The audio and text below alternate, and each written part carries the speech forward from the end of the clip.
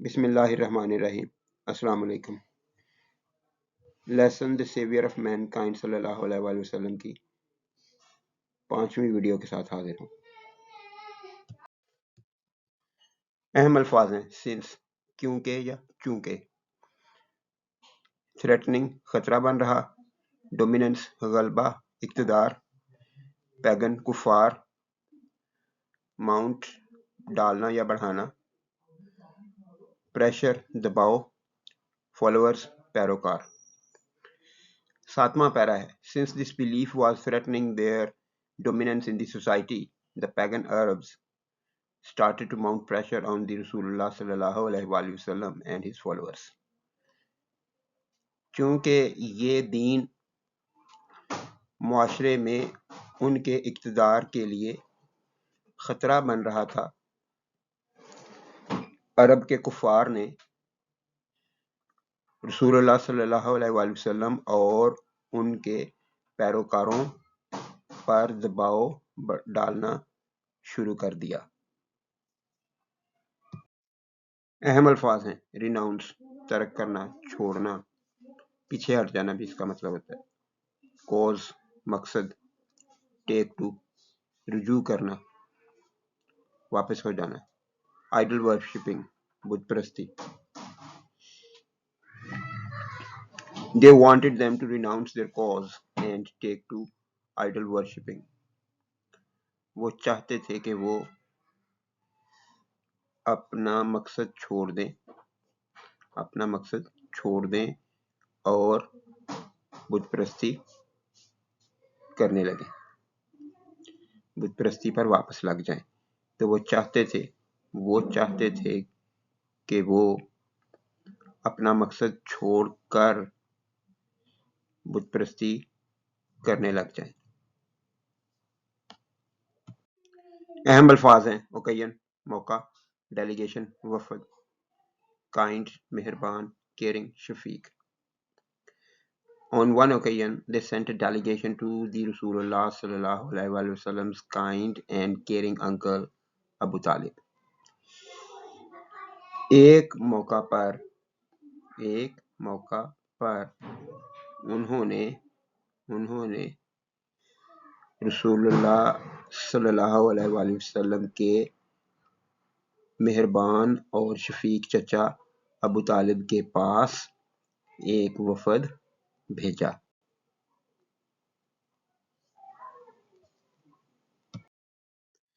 اہم الفاظ ہیں ریسٹرین روکنا، باز رکھنا، پریچنگ تبلیغ کرنا، میسج پیغام، فیس سامنا کرنا، اینمٹی دشمنی۔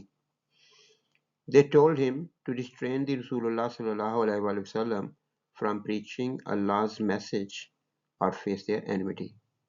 کفار کے ڈیلیگیشن نے، یہ جو ان کے لیے ہے، وفد کے افراد نے، ہم یہ حضرت ابو طالب کے بارے میں، انہوں نے انہیں کہا کہ رسول اللہ صلی اللہ علیہ وسلم کو اللہ کے پیغام کی تبلیغ کرنے سے روکیں یا ان کی دشمنی کا سامنا کریں۔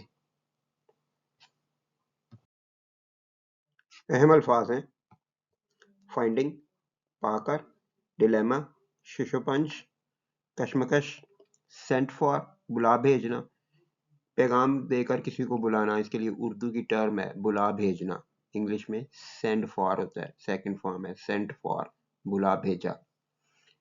نیفیو بھتیجا، ایکسپلینڈ وضاحت کی، بتایا، سچویشن صورتحال۔ Finding himself in a dilemma, he sent for his nephew sallallahu alaihi wasallam and explained to him sallallahu alaihi wasallam the situation. حضرت ابو طالب کے بارے میں کہ خود کو ایک کشمکش میں پا کر انہوں نے اپنے بھتیجے صلی اللہ علیہ وآلہ وسلم کو بلا بھیجا اور انہیں صلی اللہ علیہ وسلم کو صورتحال کی وضاحت کی۔ اہم الفاظ ہیں رسپونڈڈ جواب دیا، میموریبل یادگار، ڈیئر پیارے عزیز، ایون دین تب بھی، یا پھر بھی abandon چھوڑنا, proclamation دعوت, اعلان, oneness یکتائی, یہاں پہ توحید کے میننگ میں بھی آیا یہ, set up قائم کرنا, perish مر جانا.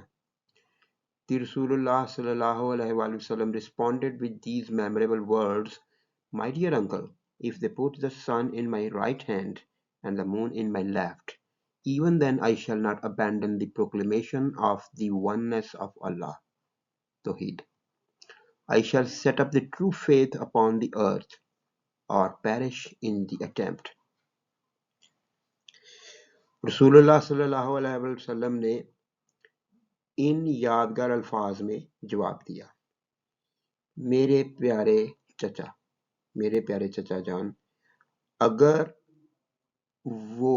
اگر وہ میرے دائیں ہاتھ میں سورج رکھ دیں and the moon in my left, اور میرے بائیں ہاتھ میں چاند, پھر بھی میں اللہ کی یکتائی کی دعوت کو نہیں چھوڑوں گا. میں زمین پر سچا دین قائم کروں گا یا اس کوشش میں مر جاؤں گا. اہم الفاظ ہیں impressed متاثر ہوئے, فارم پختہ, ڈٹرمینیشن ارادہ, عزم, دائے تمہارا, ڈیئر جرت کرنا, ٹچ چھونا, دی تمہیں, فورسیک ساتھ چھوڑنا.